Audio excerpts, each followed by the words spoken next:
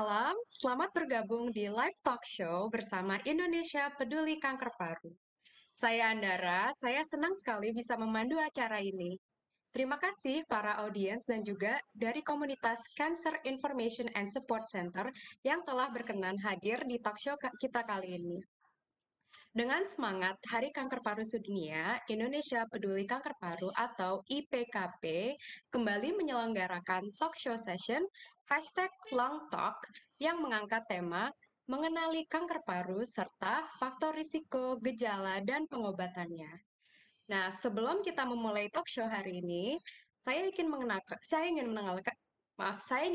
narasumber kita, yaitu Dokter, Laksmi Wulandari, spesialis paru, Fellow of the American College of Chest Physicians, Fellow of Indonesian Society of Respirology, Fellow of Indonesian Society of Community Medicine. Nah, beliau saat ini bertugas sebagai staf pengajar di Departemen Paru dan Ilmu Kedokteran Respirasi, Fakultas Kedokteran, Universitas Airlangga di Rumah Sakit Dr. Sutomo, Surabaya. Nah, beliau juga sebagai Ketua Divisi Onkologi Toraks, Departemen Paru Rumah Sakit Dr. Sutomo, lalu juga sebagai Ketua Persatuan Dokter Paru Indonesia Jawa Timur, juga sebagai Ketua Clinical Research Unit Rumah Sakit Dr. Sutomo. Nah, bagi yang ingin berkonsultasi langsung dengan Dr. Laksmi juga berpraktek sore di Rumah Sakit Geraha Amerta, Rumah Sakit Darmo, dan Rumah Sakit Premier. Ya, jadi selamat malam, dokter. Ya, selamat malam Dokter Andara yang cantik ya. Dokter Ya, ya, juga cantik sekali, dok, malam ya, ini. ya. Dokter, bagaimana kabarnya, dok? Sehat? Baik, baik. Alhamdulillah sehat ya. Surabaya sehat ya. Alhamdulillah, amin. Mm. Nah, #LongTalk merupakan komitmen dari IPKP Indonesia Peduli Kanker Paru yang diluncurkan bulan Februari lalu sebagai sebuah inisiatif untuk meningkatkan kesadaran masyarakat dan pihak-pihak terkait terhadap pentingnya promotif, preventif, atau pencegahan, deteksi dini, serta diagnosa dan pengobatan kanker paru sesuai pedoman dan penata laksananya. Nah, talk show #LongTalk ini akan dibagi menjadi dua sesi, yaitu sesi pertama, diskusi bersama narasumber selama 30 menit, lalu berikutnya sesi 2 adalah sesi tanya jawab. Bagi para audiens yang ingin bertanya langsung kepada Dr. Laksmi, bisa menuliskan pertanyaannya di kolom komentar yang berada di sosial media Facebook maupun YouTube-nya Indonesia Peduli Kanker Paru yang nantinya akan dijawab pada sesi tanya jawab. Ya, boleh kita mulai saja ya, Dok? Monggo silakan Mbak Andara. Oke, jadi mungkin sebelum kita mulai sesi diskusi ini uh, tentang kanker paru ya, Dok ya, Dokter Laksmi berkenan menjelaskan sedikit mengenai kanker paru itu apa sih, Dok? Ya, jadi kanker paru dalam arti luas itu adalah semua penyakit keganasan yang ada di paru. Dan keganasan yang ada di paru itu mencakup keganasan primer di paru maupun keganasan dari luar paru. Dalam hal ini adalah metastasis atau penjalaran dari kanker lain di luar paru. Nah, di dalam arti klinis, kalau kita bicara masalah kanker paru, itu adalah tumor ganas yang berasal dari saluran nafas atau epitel bronkus. Seperti itu per definisinya. Ya.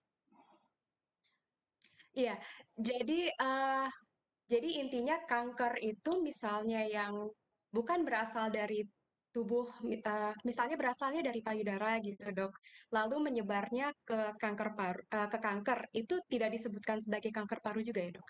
Iya, jadi kalau dalam arti luas, kanker paru itu semua keganasan yang ada di paru, seperti yang tadi saya sebutkan, bisa primer di paru atau penjalaran dari tumor yang lain, payudara misalnya ke paru. Tetapi Oh, kalau secara harafiah dalam arti klinis, kanker paru itu adalah kanker keganasan yang berasal dari saluran nafas atau dari oh, epitel bronkus. Jadi di paru bisa kena bisa ada keganasan yang primer dari paru, bisa juga karena proses metastasis dari kanker yang lain. Demikian. Oh, baik-baik, Dok. Nah, tipe-tipe kanker paru tuh apa aja sih, Dok? Ya, jadi tipe kanker paru ada yang sebagian besar 80% adalah non small cell, kemudian sebagian kecil adalah small cell. Kemudian non small cell dibagi dua, yaitu squamous dan non squamous. Non squamous yang paling banyak adalah adenokarsinoma. Dan hasil-hasil histopatologi itu penting karena dengan tahu histopatologinya maka kita bisa memprediksi terapi apa yang cocok untuk histopatologi tersebut. Baik, dokter. Kalau gitu kita lanjut ya. Jadi sebenarnya dokter boleh ceritakan nggak gimana sih kondisi kanker paru di Indonesia saat ini? Ya, jadi kanker paru kalau di Indonesia itu merupakan 5 kanker terbanyak. Jadi 5 kanker terbanyak adalah pertama cervix cancer, kemudian mama cancer, kemudian lung cancer, nasofaring, dan kolorektal. Itu termasuk 5 kanker yang terbanyak. Nah, kalau pada laki-laki, kanker paru itu termasuk ranking pertama. Jadi kanker yang paling banyak pada laki-laki di Indonesia kanker paru. Sedangkan kalau wanita itu bukan nomor 1, tetapi nomor 3, kalau nggak nomor 4. Tetap yang nomor 1 pada wanita adalah breast cancer dan cervix cancer. Untuk kematian, baik itu pada wanita atau pada laki-laki, lung cancer itu menduduki kematiannya yang nomor 1. Ya, seperti itu. Ya. Itu kalau di Indonesia. Sedangkan kalau di dunia sendiri, ya lebih kurang hampir sama. Jadi di dunia ini sekarang cancer itu merupakan emerging. Kalau zaman dulu hanya infeksi, tetapi saat ini cancer itu merupakan emerging dan 50% dari cancer itu ada di Asia Pasifik. Jadi makanya ya orang-orang Asia banyak sekali kena cancer ya, apapun ya, termasuk cancer paru yang seperti tadi saya sebutkan ya. Kira-kira kenapa ya, Dok? Jadi apa penyebab dari kanker paru itu, Dok? Iya, jadi pertanyaan yang susah karena dokter itu tidak selalu dapat menjelaskan mengapa seseorang itu kena kanker paru sedangkan orang yang lain tidak. Nah, kenapa kok kena saya, Dok? Kenapa kok bukan kena si dia? Nah, itu tidak bisa secara pasti, tetapi ada yang namanya faktor risiko. Nah, faktor risiko yang utama adalah merokok, kemudian pajanan zat karsinogenik. Karsinogenik itu zat yang dapat menyebabkan terjadinya mutasi sel sehingga dapat mengakibatkan kanker. Itu faktor utama. Tetapi ada beberapa faktor yang lain, misalnya karena mutasi genetik, kemudian kekebalan tubuh yang menurun, kemudian ada penyakit-penyakit lain, misalnya COPD atau PPOK, penyakit TBC, kemudian diet yang tidak sehat, pekerjaan-pekerjaan tertentu yang menyebabkan inhalasi noxious agent atau menyebabkan terhirupnya polutan-polutan yang berbahaya. Kemudian bisa juga karena ketuaan, itu merupakan faktor risiko. Tetapi kalau ditanya mengapa kok saya, mengapa tidak teman saya yang ini, kita benar-benar tidak tahu. Hanya ada faktor-faktor risiko tadi yang pada orang-orang tertentu faktor risiko tadi bisa mencetuskan atau menjelaskan mengapa dia kena kanker ya.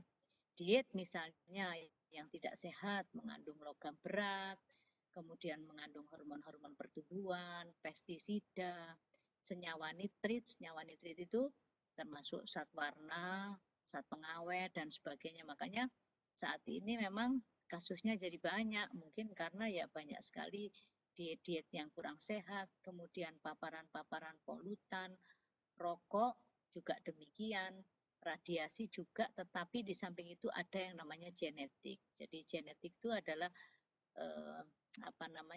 genetik ya. Jadi kalau orang itu ibunya biasanya kita mentris tiga generasi di atas ada riwayat kanker.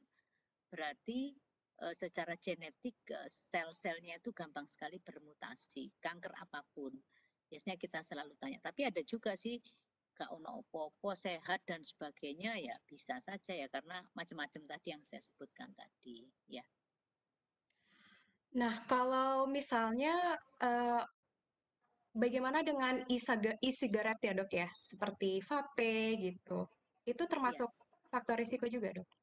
Iya, jadi e-sigaret itu kan cita-cita awalnya kan membuat supaya orang yang smoker itu bisa quit dari smokingnya, bisa lepas dari ketergantungan merokok yang dalam tanda petik adalah nikotin seperti itu. Tetapi ternyata saat ini malah menjadi tren ya, menjadi tren orang yang tidak merokok malah menganukan vape ya.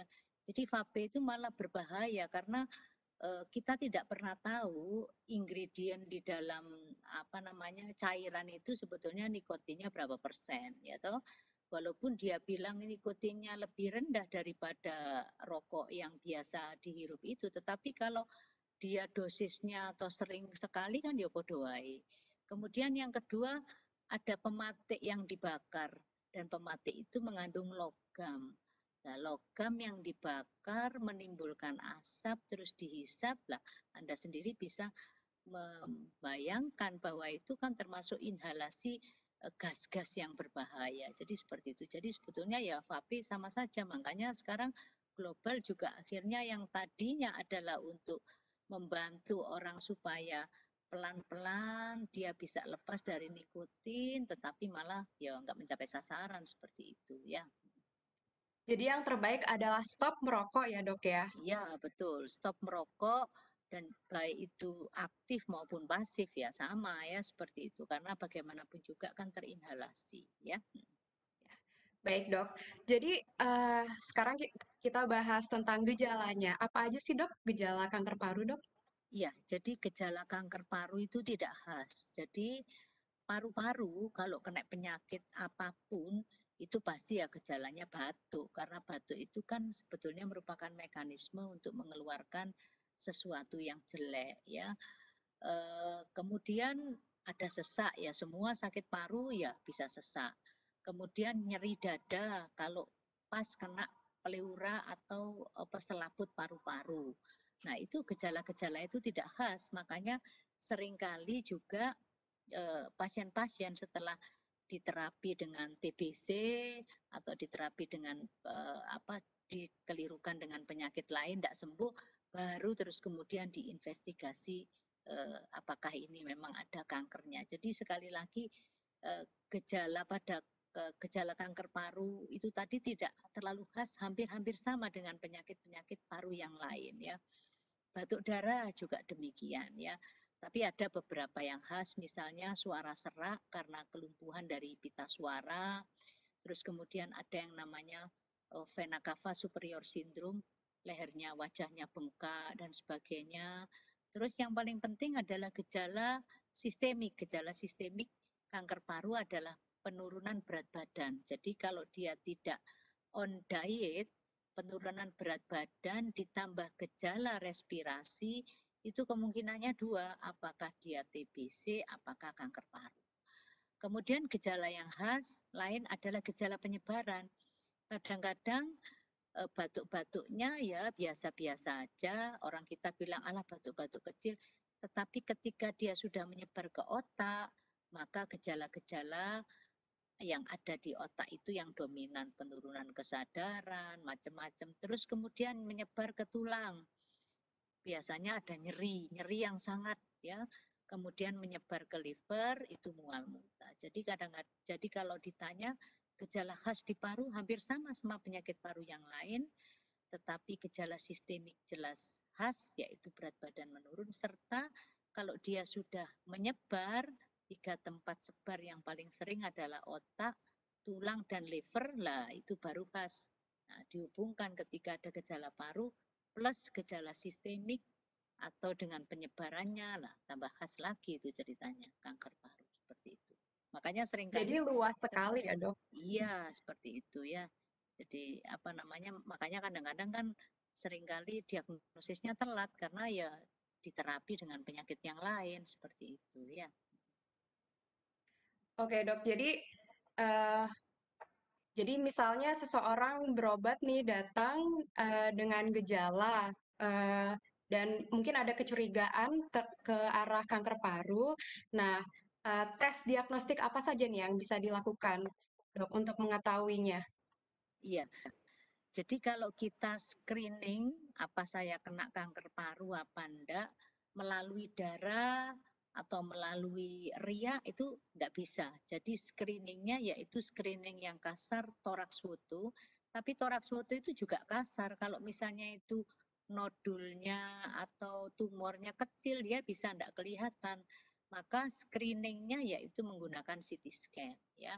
Namanya low dose CT scan. Jadi kalau dokter itu biasanya mengobati dengan penyakit tertentu, pneumonia atau TB kok enggak waras, lah toraks fotonya juga enggak terlalu jelas, maka ya harus dilakukan CT scan karena dengan CT scan itu akan terlihat betul bahwa itu adalah suatu benjolan seperti itu ya dengan CT scan. Terus untuk diagnosis pastinya adalah dengan biopsi karena CT scan itu hanya untuk melihat oh betul ini ada tumornya, tetapi berikutnya apakah ini benar tumor 100%, tumornya jenis histo-PA-nya apa, seperti yang tadi saya sebutkan, harus dilakukan biopsi. Demikian.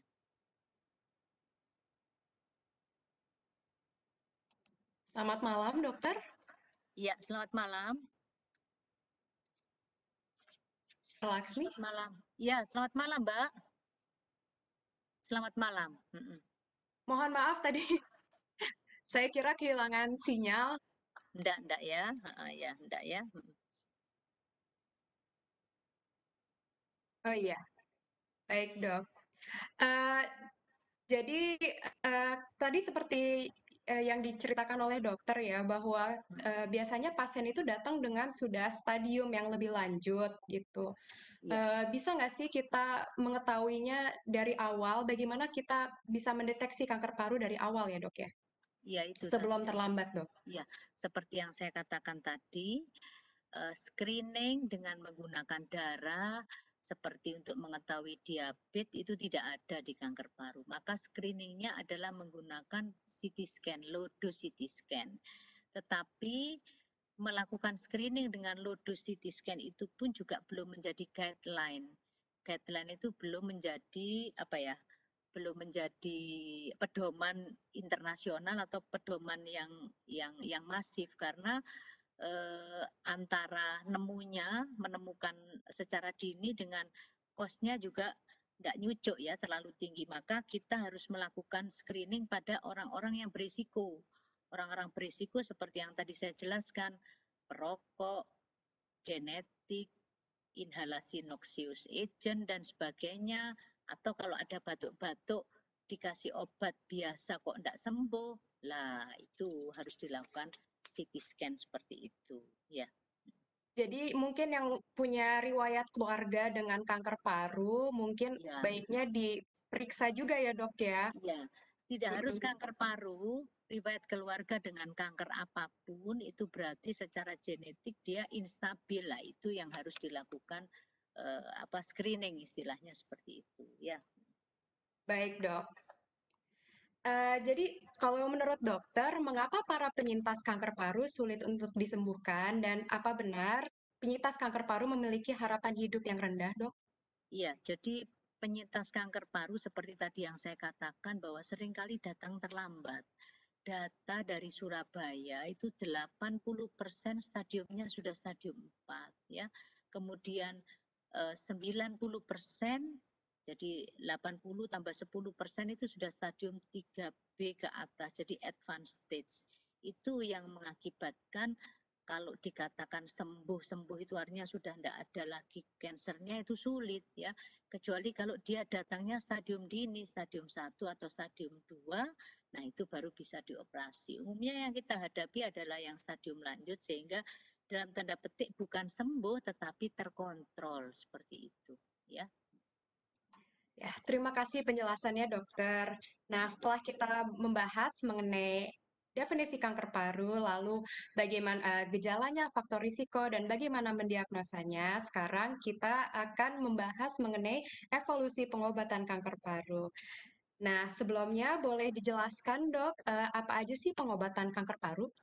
Ya, jadi dari tahun 2001 itu pengobatannya hanya kemoterapi platinum doublet. Jadi kemoterapi yang menggunakan agent cisplatin atau karboplatin itu sebanyak 4 sampai 6 seri ya, cuman itu. Kemudian berikutnya tahun 2006 ditemukan anti angiogenik ya, bongsonya bevacizumab, obat-obat yang menghambat proses angiogenesis atau proses pembentukan pembuluh darah baru, karena kanker itu bisa bertumbuh ketika ada suplai pembuluh darah, sehingga ada obat yang diciptakan untuk menghambat proses pembentukan pembuluh darah tadi. Nah, kemudian sejak tahun 2008 ada agent kemoterapi baru namanya pemetrexed. Kemudian terjadi evolusi yang besar karena dengan kemoterapi kok hasilnya cuma segitu-gitu saja mentok, maka ada yang namanya targeted terapi tahun 2009 dan yang terakhir sejak tahun 2014 ini ada yang namanya imunoterapi, dan imunoterapi ini alhamdulillah juga sudah masuk di Indonesia. Jadi pilihan-pilihan terapinya sudah banyak, tidak seperti zaman dulu yang hanya kemoterapi dan radioterapi ya, dan kemoterapinya juga sudah bermacam-macam tergantung jenis histopatologinya ya. Ya, baik dok. Jadi tadi dokter udah jelasin dikit ya, ada kemoterapi, ada radioterapi, ada imunoterapi, banyak sekali ya dok. Nah, kalau misalnya surgery ya, operasi ya dok, itu kapan diperlukan operasinya dok? Jadi operasi itu ketika dia datang dalam stadium 1 atau stadium 2. Lebih dari itu sudah tidak bisa. Jadi harus dilakukan pengobatan dulu, baru kemudian di restaging apakah stadiumnya sudah menurun menjadi stadium 1 atau 2 baru dioperasi. Tapi kalau tidak ya operasi akan wasting, ya, percuma ya, malah mortalitasnya malah lebih tinggi sehingga ya hanya stadium 1 dan stadium 2 yang dioperasi ya. Jadi mungkin ada yang belum tahu kali ya dok ya, stadium-stadium dari kanker paru ya, itu ada 4 stadium ya dok ya? Ya, jadi ada Ada stadium 4. 1, stadium 2, stadium 3, dan stadium 4. Sebetulnya ada 1, 1A, 1B, 2A, 2B, macam-macam. Tapi saya yang gampang aja stadium 1, 2, 3, 4. Yang bisa Iya. dioperasi hanya stadium 1 dan 2. Ya, Iya, jadi stadium 1 adalah yang paling ringan, sedangkan stadium 4 yang paling berat. severe ya, berat ya dok Ya, ya. ya, betul. Mm-mm. Nah, eh, oke, jadi sudah dibahas tentang operasi. Nah, bagaimana dengan kemoterapi dok? Dan radioterapi, ada efek sampingnya nggak sih dok? Ya, jadi kemoterapi itu cara kerjanya adalah membunuh semua sel yang tumbuh dengan cepat. Tidak spesifik sehingga ya efek sampingnya bisa macam-macam ya, mempengaruhi sistem sirkulasi. Sirkulasi dalam hal ini sumsum tulang adalah organ yang memproduksi sel-sel darah, itu akan terganggu. Kemudian rambutnya juga rontok ya, karena rambut itu merupakan sel yang cepat tumbuh, jadi dianggap yaitu sel-sel yang cepat itu masuk dihantam juga. Kemudian bisa menurunkan sistem imun sehingga gampang atau rentan sekali kena infeksi. Kemudian karena sel-sel mukosa usus ini juga cepat sekali bertumbuh, maka dia juga kena, akibatnya bisa diare ya. Jadi kemoterapi memang tidak spesifik, efek sampingnya seperti itu. Radioterapi juga hampir sama, yang beda cuman pneumonitis radiasi.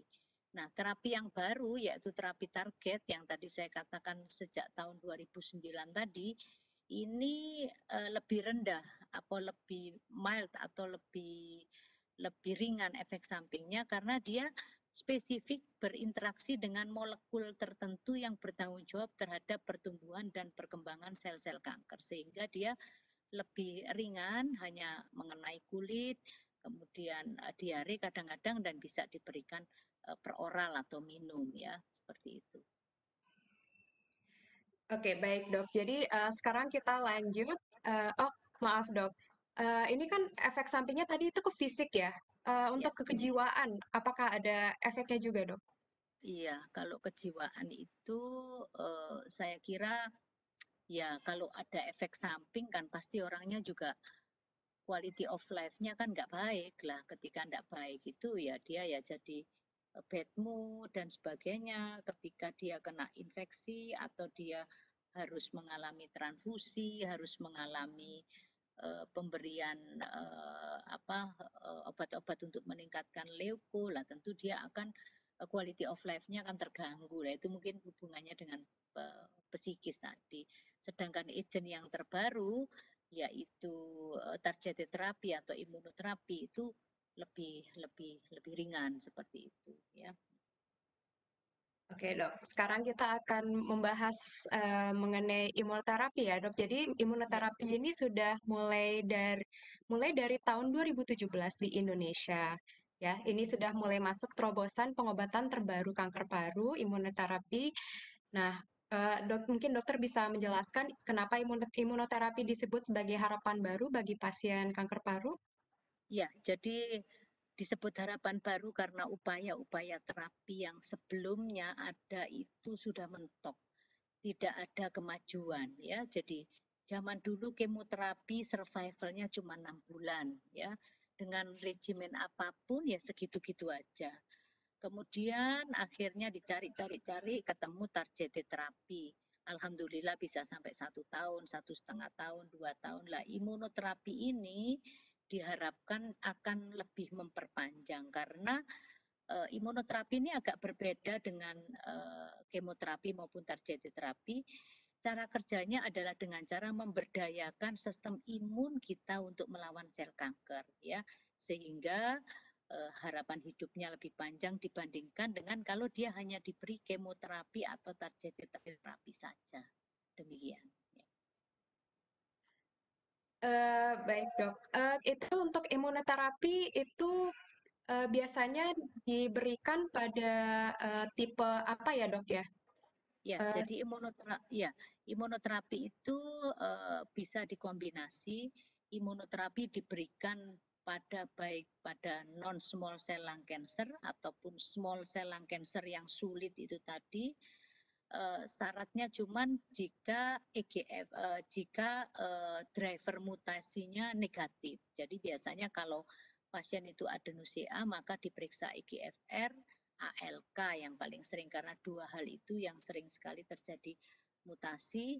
Ketika EGFR atau ALK-nya negatif berarti dia tidak cocok dengan targeted terapi, maka bisa diberikan dengan imunoterapi. Imunoterapi bisa single kalau ekspresi BDL1-nya sangat tinggi, tetapi yang sering kali adalah dikombinasi. Jadi bisa dikombinasi dengan kemoterapi, bisa dikombinasi dengan radioterapi yang akan meningkatkan survival seperti itu. Ya. ya, dokter bisa jelaskan sedikit cara bekerjanya seperti apa sih itu imunoterapi itu?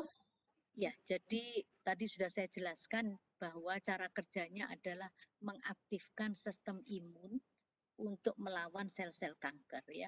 Dasarnya adalah imun tubuh ini dapat diaktifkan oleh eksternal stimuli sehingga akan menjadi lebih efektif dalam melawan atau membunuh sel kanker. Sebetulnya tubuh sel kanker itu adalah berasal dari sel-sel tubuh yang mengalami mutasi. Dan normalnya tubuh itu akan mengenali sel yang nakal tadi atau sel yang mengalami mutasi. Tapi karena sel kankernya ini pinter, maka dia bisa mengelabui sistem imun sehingga dia tidak Hmm, terkenali. Dan ketika tidak terkenali ya dia bebas sekali untuk mengadakan pertumbuhan dan sebagainya sampai dia membesar, sampai dia stadium 4 seperti yang kita temui. Nah, dengan adanya imunoterapi ini diharapkan sel yang nakal tadi yang pinter tadi yang berusaha untuk membuat supaya sel imun tidak tahu ini dibuka. Intinya seperti itu supaya sel-sel imunnya aware kalau ini ada anak nakal seperti itu sehingga tubuh juga akan nulungi untuk menyelesaikan masalah atau menghantam sel kankernya tadi ya. Jadi ya itu tadi saking pinternya tadi dia mengeksploitasi, nah yang eksploitasinya ini tadi yang coba oleh dibatalkan oleh imunoterapi seperti itu, Mbak. Jadi intinya kalau kemoterapi, radioterapi, dan targeted cell therapy itu kerjanya menargetkan langsung sel tumor itu sendiri ya. Sedangkan kalau Betul. imunoterapi mengaktifkan kembali sistem imun yang secara alami terdapat di dalam tubuh kita dan untuk mengenal dan menyerang sel kanker. Seperti Iya, itu ya, Dok ya. betul, betul seperti itu. Jadi menggunakan apa namanya kekuatan sendiri seperti itu ya. Kekuatan yang sebelumnya dilumpuhkan atau dicoba dikelabui oleh sel kanker lah ini diberdayakan lagi ya. Baik, Dok. Nah, untuk imunoterapi itu ada efek sampingnya juga, Dok.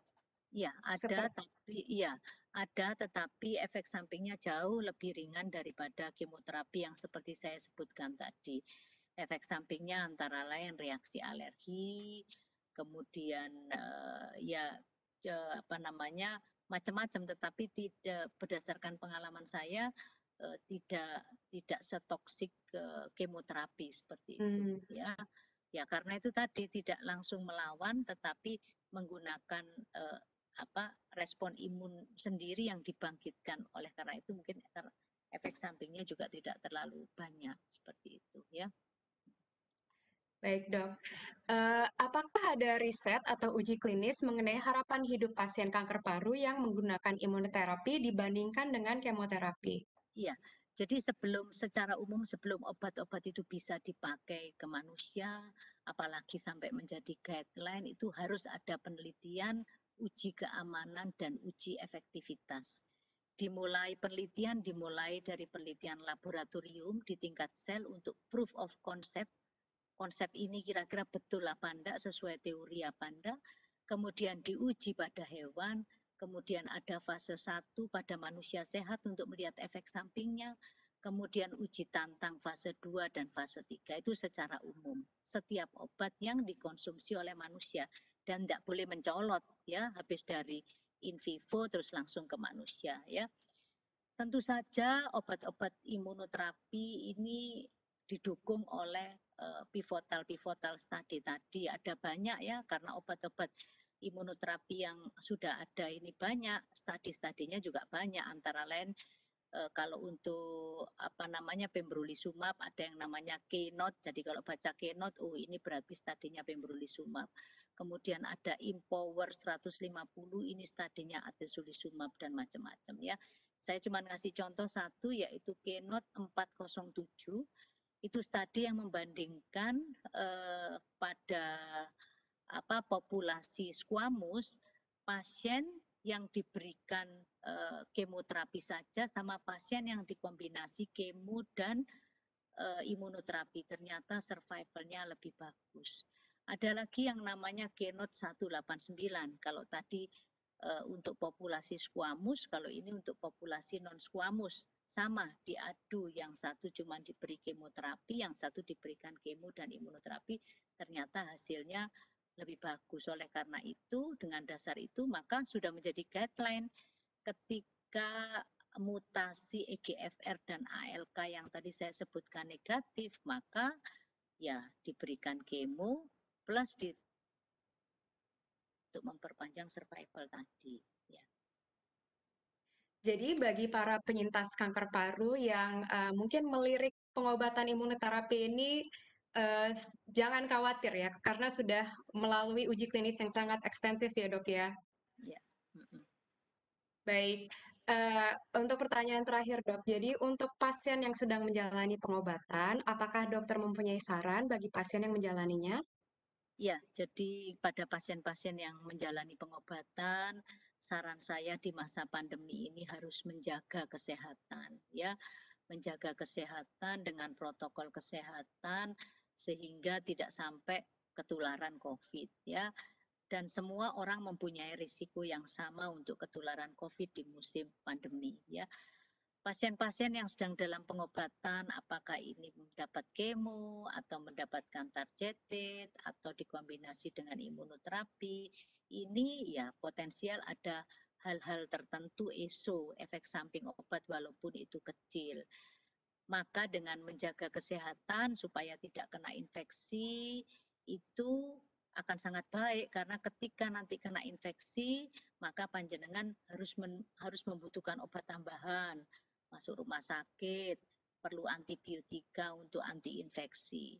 Dan adanya antibiotika itu sedikit banyak akan juga mengganggu efektivitas dari imunoterapi kalau yang sedang menjalani imunoterapi karena antibiotika ini bisa menyebabkan perubahan mikrobiota usus demikian. Jadi sebaiknya ya harus jaga supaya tidak kena infeksi seperti itu atau problem-problem yang lain ya.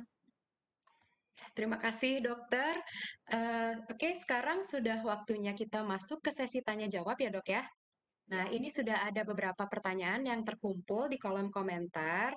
Kita akan pilihkan beberapa pertanyaan untuk dijawab oleh Dr. Laksmi. Ini ada pertanyaan dari YouTube ya dok ya. ya, Dari monggo silakan. Sajadah Panjang.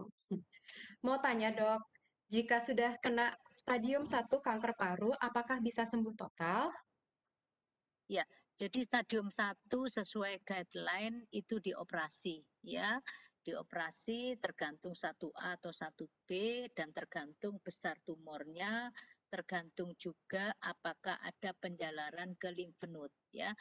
Kalau stadium 1A hanya tumornya kecil, lymph node-nya tidak ada, ya sudah diangkat semua, ya kemungkinan relaps itu sangat kecil karena ya sudah diangkat semua seperti itu ya. Tetapi juga harus dipantau ya, tetapi harus dipantau kalau misalnya suatu saat relaps karena memang genetik ya, ada genetik tertentu yang memang selnya itu gampang sekali untuk bermutasi. Ketika sel yang bermutasi tadi atau kanker tadi stadium 1 diambil, ya bukan tidak mungkin kalau apes sel yang lain di tempat lain juga mengalami mutasi ya. Jadi, tapi kalau stadium 1 dan memang itu hanya terbatas tadi, kalau habis diambil ya sudah mestinya selesai, dipantau. Kalau dia bebas selama 5 tahun itu aman. Tetapi sebelum 5 tahun itu ya tetap harus dipantau. Dipantau dengan menjaga kesehatan, berdoa, dan sebagainya. Tapi secara teori, kalau barang itu sudah diangkat dan belum terjadi penjalaran kemana-mana, asal diagnosisnya benar, ini stadiumnya ya selesai seperti itu. Makanya yang bisa dibilang sembuh secara total, cure itu adalah yang operasi, yang bisa dioperasi. Ya. Baik dokter, kita akan lanjut ke pertanyaan berikutnya. Ini dari FB, dari Esther Situmeang. Terima kasih, saya Dokter Esther dengan CA paru stadium 3. Saya ingin bergabung di, mohon maaf, stadium 4. Saya ingin bergabung di grup WA CA paru, mohon saya dibantu caranya, terima kasih. Oh, maaf. Iya, nanti gampang itu langsung di-add sama Iya, nanti akan adminnya. langsung di-add ya. Kita skip ke pertanyaan berikutnya ya, dok ya. Dari YouTube, dari Mr. Ayub TV, boleh tanya dokter, makanan apa yang baik untuk mencegah kanker paru? Iya, jadi mencukupi makanan itu sangat penting ya. Jadi mencukupi makanan itu 3B 1AH. 3B itu B-nya ada 3 bergizi. Saya kira kalau bergizi ya tahu semua lah ya, yang seperti apa. 4 sehat 5 sempurna. Bervariasi, kemudian berimbang seperti itu ya. Nah, 1AH aman, 1A itu aman, bebas dari zat-zat yang mengandung karsinogenik tadi yang saya katakan tadi, kemudian mengandung bahan-bahan beracun yang nitrit dan sebagainya itu dihindari. Kemudian yang satu hanya itu halal. Halal secara zat, ya kalau orang muslim mungkin tidak boleh ini, tidak boleh itu, orang Hindu tidak boleh ini, tidak boleh itu kan zatnya. Yang kedua juga cara memperolehnya. Jadi secara umum tidak ada makanan khusus untuk kanker paru itu harus pakai makanan A gitu ya, tidak. Tetapi yang jelas yang itu tadi, yang bergizi ya terserah ya seperti itu. Tapi tidak ada spesifik ke type dari makanan tertentu, tidak ada ya. Yang penting makanan yang sehat dan bergizi ya dok ya. Betul, ya Pokoknya itu tadi semua makanan boleh. 3B 1AH itu tadi ya. Harus Oke, bervariasi, lega kan bosen Mbak ceritanya ya. Jadi lupakan kalau ada yang bilang nggak boleh daging merah, daging ini, nggak boleh di ini, nggak boleh ini. Kalau kepengen nggak apa-apa, wong sedikit, ya seperti itu ya. Ya artinya bahwa kalau itu yang dibakar, ya jangan setiap hari makan anu bakar-bakaran ya. Kalau kan cuma sedikit kan tidak apa-apa. Yang penting adalah menimbulkan rasa senang dan nafsu makan yang meningkat. Itu yang kita cari, Mbak. Ya, Karena dari rasa senang itu juga bisa betul. mempengaruhi otak dan penyembuhan kita juga ya, Dok ya. Betul, betul, betul. Rasa senang itu luar biasa ya. Jadi harus ditimbulkan ya pikiran positif, kemudian apa namanya penuh harapan, optimistik, selalu positif. Lah itu di grup CISE itu juga bagus seperti itu. Jadi nanti yang pengen bergabung itu silakan nanti Bu Admin akan mengadmit itu tadi ya. Ya, betul. Silakan. Ya. Ya, kita lanjut ke pertanyaan berikutnya, Dok. Dari Enda Sutanti, tanya dok, kalau kanker di paru akibat dari menjalarnya kanker dari organ lain, apakah bisa disebut dengan kanker paru? Tadi sudah dijawab oleh dokter, bisa itu juga termasuk kanker paru ya. Dan apakah pengobatannya sama atau khusus untuk kanker paru? Ya, jadi itu bukan disebut kanker paru dalam arti klinis, tapi keganasan di rongga paru. Nah, untuk terapinya tentu saja tidak sama dengan kalau itu kanker primer di paru. Jadi kalau itu merupakan proses penjalaran dari mama, ya terapinya ikut kanker mama. Kalau itu proses penjalaran dari serviks, ya ikut kanker serviks. Nah, sedangkan yang di paru itu hanya untuk mengurangi gejala saja. Biasanya karena ada cairan, kita akan berusaha untuk ambil cairan, tapi terapinya ikut terapi induknya. Kecuali kalau itu memang primer di paru, maka seperti yang saya sebutkan tadi. Ya, Baik dokter, ada lagi nih pertanyaan dari Ayu Yuningsih. Dok, seberapa ampuh imunoterapi untuk survivor kanker paru? ya.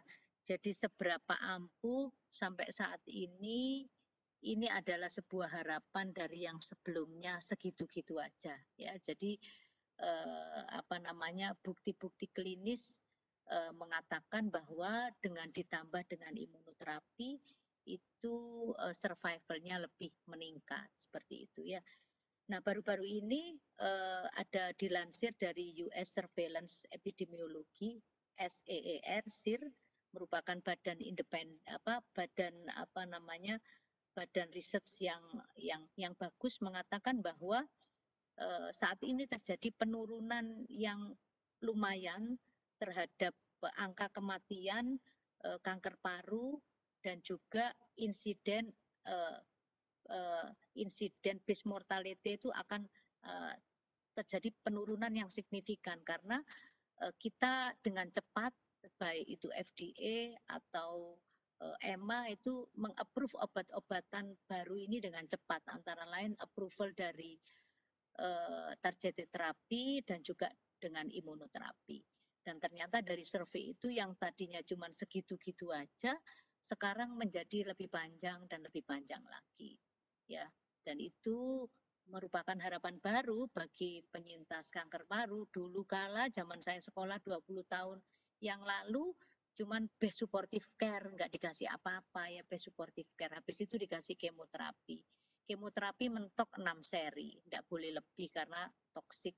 Kemudian survivalnya juga ya cuma 6 bulan. Tapi saat ini 2 tahun, ada 5 tahun di luar negeri dan sebagainya. Jadi kanker itu sekarang sudah bukan vonis ya. Kalau dulu vonis, tapi sekarang dengan perkembangan-perkembangan terapi baru ini, maka sudah menjadi penyakit kronis, ya, sudah menjadi penyakit kronis, bukan sentence of death seperti itu. Dan tentu saja dengan penyakit kronis ini harus ditunjang dengan pengobatan yang rutin, kemudian dengan bermacam-macam ya, gaya hidup yang lebih baik ya, seperti itu, Mbak. Baik dokter, pertanyaan berikutnya dari Ibu Suhartini. Tanya dokter, kalau hasil PET, PET CT scan ada bronkiekstasi, apa yang harus dilakukan dengan masa pandemi COVID-19? Iya, jadi bronkiektasis itu adalah kerusakan pada parenkim dan pada saluran nafas ya. Jadi kalau penderitanya itu umur muda, kemudian bronkiektasisnya itu terbatas pada tidak banyak-banyak, terbatas atau terlokalisasi, dan dengan CT scan itu kira-kira dokter bedah bisa mengambil, sebaiknya diambil.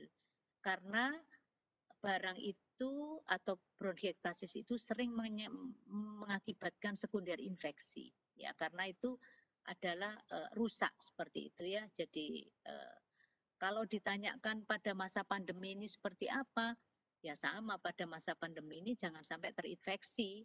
Ya, bronkiektasis itu seringkali terinfeksi dan ketika terinfeksi menjadi masalah. Makanya kalau bronkiektasisnya kecil, terlokalisasi, umurnya masih muda, dibuang. Tetapi kalau bronkiektasisnya sudah banyak menyebar, banyak sekali yang ektasis-ektasis, kemudian umurnya tua, ya risiko operasi tentunya lebih tinggi ya. Menjaga aja supaya jangan sampai kena infeksi, dan kalau kena infeksi cepat ke dokter, karena kalau tidak lah ini bisa menjadi sumber dari sepsis dan sebagainya ya.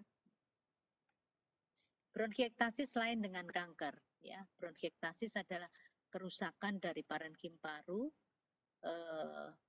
bentuknya kantong-kantong yang secara teoritis mestinya dibuang supaya tidak mudah untuk ditumbuhi dengan kuman-kuman seperti itu.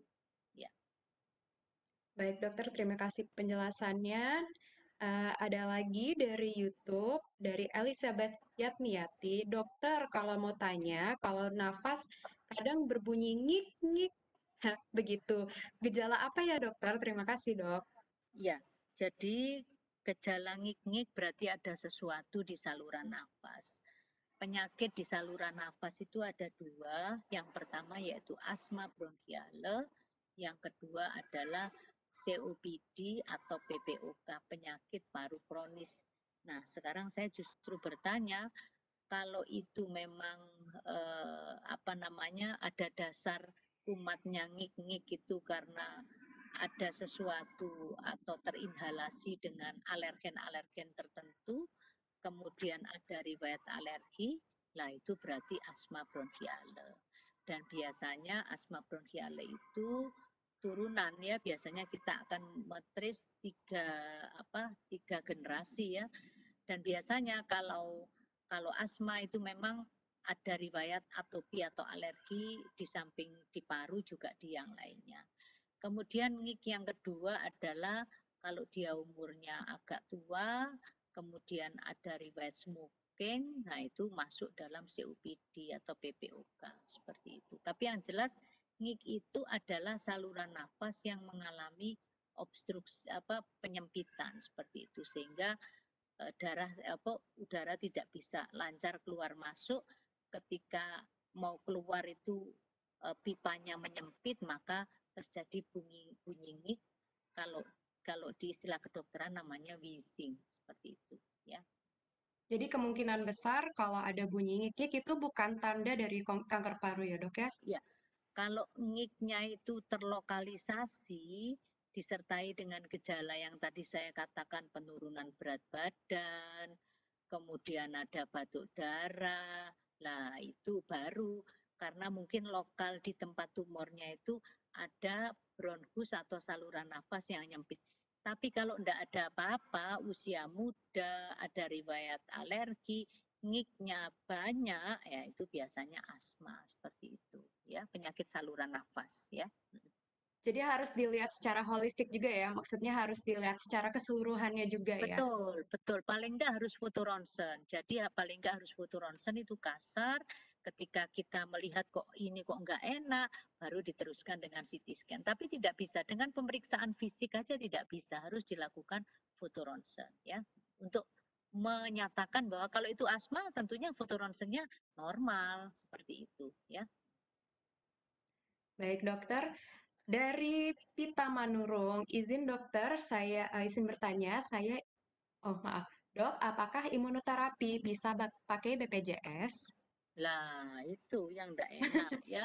Karena ini obat baru, ya mudah-mudahan bisa masuk BPJS ya, karena orang yang menemukan, cita-cita orang yang menemukan, orang yang mencari dan orang yang menemukan ide itu tadi, itu mestinya ya nantinya digunakan secara luas seperti itu. Kalau tidak kan ya percuma. Tetapi memang fakta sampai sekarang imunoterapi sudah masuk di Indonesia, alhamdulillah, tetapi masih dalam listing. Sama seperti targeted terapi 2006 Tarsef apa namanya Gefitinib, Erlotinib, Afatinib belum masuk, tetapi alhamdulillah sudah masuk. Ya kita berdoa semoga negara kita nggak demo-demo dan sebagainya sehingga aman sehingga ya bisa masuk harapan Amin. kita ya. Tapi saya yakin pasti akan masuk karena itu Amin. kebutuhan. Ya, cuman kapan lah itu saya enggak ikut ngerti saya ya. Apalagi dengan ada bukti-bukti yang konkret bahwa ada perbaikan Betul, dari pasien gitu, betul. pasti akan apa dibutuhkan oleh dokter-dokter juga ya. Betul, dan imunoterapi itu merupakan 70% backbone dari pengobatan kanker secara umum. Bukan hanya kanker paru, tetapi kanker secara umum karena yaitu tadi cara kerjanya adalah dengan cara memberdayakan imun sistem kita untuk melawan sel kanker. Cuma namanya aja yang beda-beda mungkin ya, seperti itu. Oke dokter, ada lagi ya dari Bu Rini Martini. Izin bertanya dokter, terapi target untuk breast cancer harganya mahal sekali dan perlu 18 kali. Nah, untuk kanker paru, apakah juga mahal dan perlu 18 kali juga? Ya, jadi terapi target untuk kanker paru alhamdulillah ditanggung BPJS, Dokter Andra. Apakah itu gefitinib, erlutinib, afatinib ditanggung. Berapa kali diberikan sampai kalau pasien itu membutuhkan, ya. Jadi ada yang sampai setahun, ada yang sampai 2 tahun obat oral, mahal itu, ya. Jadi pada tahun baru aja 2012 mulai ditanggung. Jadi agak lain dengan yang breast kalau untuk yang lung cancer terapi target tidak dibatasi oleh berapa kali, dibatasi oleh ketika sudah progres, ketika obat itu sudah tidak bekerja lah opo kok diberikan lagi ya, itu waktunya di stop ya seperti itu. Ya. Ya, dokter. Hmm, dari Esther Situmeng, dok. Izin bertanya dokter tentang ICT, Immune Cell Therapy, dok. Immune cell therapy ya. Jadi imunoterapi itu macam-macam ya. Jadi mulai dari imun checkpoint inhibitor, ada vaksin terapi, kemudian ada ICT apa-apa, dendritic cell dan sebagainya, banyak macamnya ya. Tetapi sampai saat ini yang paling luas digunakan adalah jenis yang immune checkpoint inhibitor, yaitu anti PD-1, anti PDL1, dan anti CTLA4 seperti itu. Sedangkan yang lain-lain itu masih belum memenuhi, mungkin masih clinical trial, masih belum bukti-buktinya masih belum lengkap ya, karena ya itu tadi untuk dipakai itu harus melewati uji tantang 3, uji tantang 4, fase 3, dan itu pun juga fase 3-nya itu ada penelitian besar yang melibatkan banyak ras seperti itu ya. Jadi memang itu adalah cara kerja dengan mengeksploitasi respon imun memberdayakan, tapi itu jenisnya yang agak lain ya. Ya nanti kalau itu masuk ya nanti saya bisa terangkan seperti itu. Baik, dokter. Ada pertanyaan dari Mirza Guna. Izin bertanya, dokter, apakah penyebab perubahan mutasi EFGR exon 21 menjadi no mutation detected atau wild type? Lalu, pengambilan sampel untuk EFGR melalui darah seberapa akurat dibandingkan dengan sampel dari biopsi, dok? Ya, jadi sel kanker itu memang sel yang militan. Sel kanker itu sel yang pinter ya. Jadi ketika pertama dia menggunakan driver mutation EGFR, Exon 21 itu merupakan mutasi yang common mutation untuk membuat dia bertumbuh sehingga kita bisa memberikan antinya yaitu EGFR inhibitor, maka dia akan menjadi shrinking, dia mengecil dan sebagainya dan sebagainya. Tetapi itu ada batasnya. Jadi obat itu untuk yang generasi 1, gefitinib, erlotinib atau apatinib itu sekitar setahun mediannya. Mediannya sekitar setahun itu ada yang 2 tahun, ada yang 3 tahun, tapi ada yang 6 bulan. Tapi secara umum kita setahun. Dalam waktu setahun itu sel kankernya juga pinter. Dia mengaktifkan jalur yang lain, bukan jalur targeted terapi. Oleh karena itu dia akan progres. Dan ketika progres harus dilihat progresnya ini apa dia menjadi wild type, apa dia mengaktifkan tidak lagi mengaktifkan driver mutation atau ada mutasi yang lain yaitu mutasi T790M yang sudah ada obatnya berikutnya yaitu osimertinib ya. Nah, sehingga ketika progres itu harus ditentukan mestinya dilakukan biopsi ulang sehingga kita tahu ini yang mau diaktifkan yang diaktifkan oleh kanker itu sekarang jalur apa. Nah, tetapi kadang-kadang kan sulit untuk biopsi ulang, makanya dikembangkanlah liquid biopsi ya. Ke depan liquid biopsi ini akan dibuat bisa 100% ya. Para peneliti itu pinter dan mengerti akan kebutuhan biopsi ulangan. Sama dengan ketika kita kena infeksi pneumonia, kita harus melakukan kultur. Nah, kalau ditanya kalau sekarang berapa persen? Sekarang memang belum 100%. Jadi spesifisitasnya 90 sekian persen, tapi sensitivitasnya masih 80%. Jadi kalau liquid biopsi atau dari darah tadi hasilnya negatif, itu belum tentu negatif betulan. Masih bisa kemungkinan itu positif karena sensitivitasnya belum 100%. Tapi kalau itu sudah positif wild type, ya sudah itu berarti ya apa namanya spesifisitasnya sudah hampir 100%. Demikian. Tapi idealnya adalah dilakukan biopsi ulangan. Baik, jadi tidak terasa ya kita sudah 1 jam loh ini mengupas tuntas tentang kanker paru bersama Dr. Laksmi. Nah, mungkin sebelum saya tutup talk show #LangTalk ini, ada sedikit closing statement dari Dr. Laksmi. Ya, jadi tidak banyak karena tadi sudah kita diskusikan. Jadi yang paling penting bagi para penyintas kanker sekarang ini ada harapan. Kanker itu bukan sebuah vonis ya saat ini. Kalau yang dulu biasanya wah ini tidak akan ketemu lagi dengan hari raya atau tidak akan ketemu lagi dengan Natal tahun depan atau tahun baru yang akan datang itu seperti itu. Apa namanya pada waktu hanya kemoterapi, tapi saat ini dengan perkembangan terapi-terapi yang terbaru ini banyak pilihan, kemudian dengan dimasuknya targeted terapi oleh BPJS, kemudian apa namanya imunoterapi yang sudah masuk di Indonesia yang mudah-mudahan tidak lama lagi ditanggung BPJS, kemudian imunoterapi ini bekerjanya lain dengan targeted terapi ataupun kemoterapi yang tadi sudah saya jelaskan, bisa dilakukan kombinasi dengan terapi yang sudah ada, maka sekali lagi lung cancer is not sentence of death, tetapi kita menganggap ini sebagai penyakit kronis.